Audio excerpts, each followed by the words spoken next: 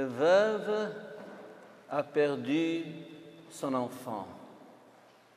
Elle invoque le prophète Élie et Élie ressuscite l'enfant. Une autre veuve perd son enfant, elle invoque Jésus et Jésus ressuscite son enfant. Voilà les deux lectures que nous venons d'entendre. Et là, je vous pose une question. Supposez que Élie n'avait pas ressuscité l'enfant et que Jésus n'avait pas ressuscité l'enfant. Vous allez me dire, ah, ben oui, c'est souvent ce qui se passe dans notre vie. Certaines prières sont exaucées et certaines prières ne sont pas exaucées. Dans le premier cas, Dieu est bon et il est gentil. Et dans le deuxième cas, Dieu est mauvais et il est méchant. N'est-ce pas? C'est clair. C'est le même Dieu. Et pourquoi tantôt il exauce et tantôt il n'exauce pas?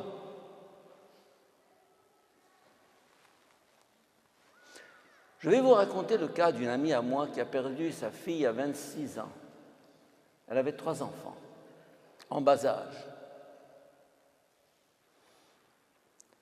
Et j'étais à dîner avec eux, et au cours du dîner, elle me dit « Ton Dieu est un monstre ».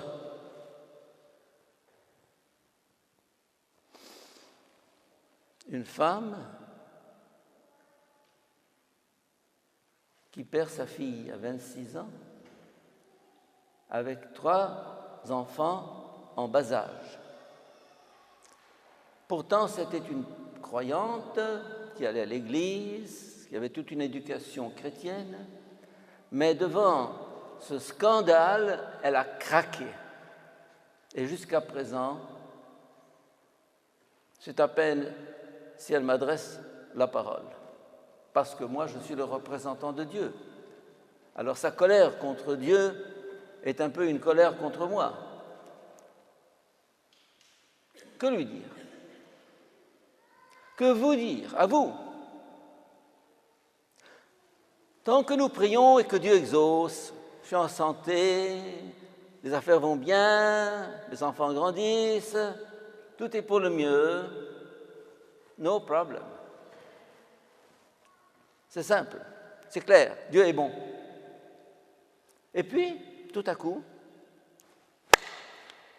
ma prière n'est pas exaucée. J'ai pourtant prié, allumé des cierges, fait un pèlerinage, invoqué Saint Antoine et Sainte Rita et tous les saints du paradis et même Saint Jean-Baptiste. Et rien. Dieu se tait, Dieu est sourd. C'est quelquefois le cas dans notre vie. Et j'ai pris l'occasion de ces 2 lectures d'aujourd'hui pour poser la question, une vieille question qui date de l'Ancien Testament qu'on appelle celle du juste souffrant et qui a été évoquée avec qui? Avec Job. Job était un homme de Dieu qui aimait les pauvres, qui aimait les gens, qui faisait du bien, qui priait. Et voilà que tout à coup, Dieu l'éprouve. Sa maison brûle, son bétail brûle, toutes ses affaires sont détruites, puis sa femme et ses enfants. Il est, lui, l'homme riche, l'homme reconnu, il est sur la paille, il est sur le fumier en train de gratter les ulcères de son corps. Et alors il dit à Dieu, pourquoi? Et ses amis viennent, ils lui disent toutes sortes de boniments, ils lui racontent des histoires, et il refuse de se laisser convaincre.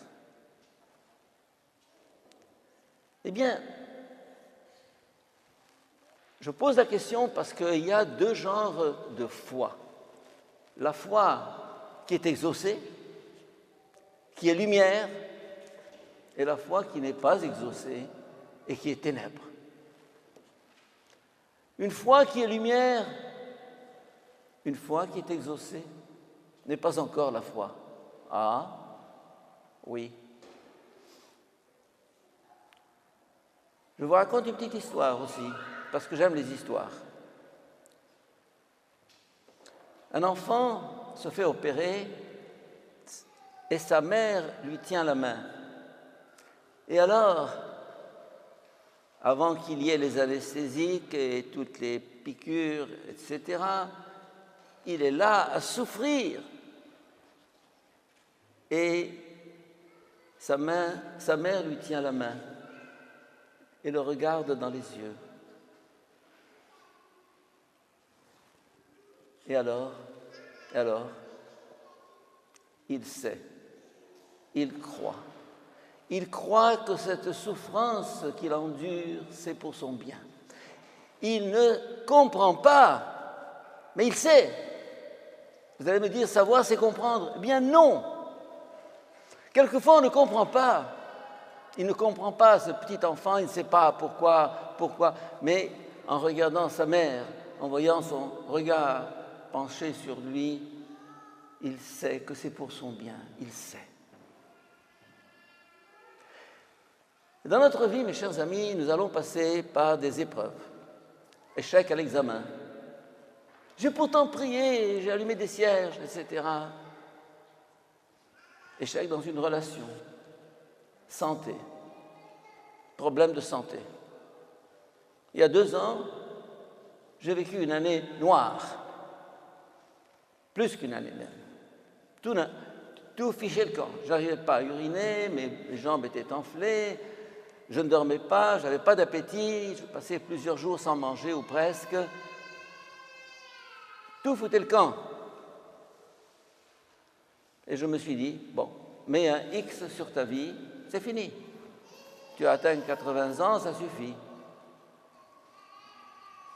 Et je lui dis, au fond, je suis ton boy, si tu veux que je te serve, donne-moi la santé, si je ne veux pas, libre à toi. Et puis, il m'a redonné la santé. Ce n'est pas exactement comme à 20 ans, mais presque. Et maintenant, je suis comme un diable. Je me démène, je vais, je viens, j'ai demandé à Montréal, à ma famille, un programme plein, et ils m'ont exaucé. Et je retrouve un regain de santé. Eh bien, au fond, ça le regarde. Il sait, et moi je ne sais pas. Il sait ce qui est bien. La foi consiste lorsque tout va mal, lorsque tout craque, lorsque tout tombe dans la nuit, lorsque rien ne marche dans ma vie, lorsque je passe par l'épreuve, de regarder son visage et de sentir sa main dans la mienne et me dire, Henri, tu ne sais pas. Moi, je sais. Ça, c'est la foi. La foi commence lorsqu'on ne comprend pas, lorsqu'on ne voit pas, lorsqu'il n'y a pas d'issue. Alors, beaucoup de gens disent, oh, j'ai la foi. Oui, parce que tout va bien, tu es en santé, ta famille prospère, tes affaires aussi. Bon. Mais vienne à passer la main du Seigneur qui éprouve. Et à ce moment-là, il veut savoir jusqu'où va ma foi. D'ailleurs, dans un couple, il y en a un certain nombre ici dans cette église. Tant que c'est la lune de miel, on s'aime, on s'embrasse, c'est la fête, c'est la joie. Combien de temps dure une lune de miel? Hein? 1 mois? 1 an? Ou toute la vie? Vous allez me dire, oh, j'en connais pas beaucoup qui ont vécu une lune de miel toute leur vie. Eh bien, c'est possible. Il y a le témoignage, je ne me rappelle plus la biographie d'un couple qui témoignait à l'âge de, je ne sais plus quel âge, mais qu'ils avaient vécu une passion. Oui, le titre du livre, c'est « Une passion », je me rappelle. C'est rare, mais c'est possible. Ça consiste à croire en l'autre au-delà des crises qu'on traverse. Dans un couple, mes chers amis, il est normal qu'il y ait des crises. Vous connaissez des couples sans crise? Vous connaissez des amitiés sans crise? Eh bien, l'amour, c'est ce qui est capable de dépasser la crise, de dépasser l'épreuve. Et la foi, c'est la même chose.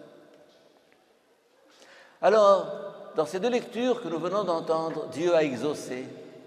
Ton fils était mort, le voici vivant. Ah, comme tu es gentil, comme tu es bon, mon Dieu.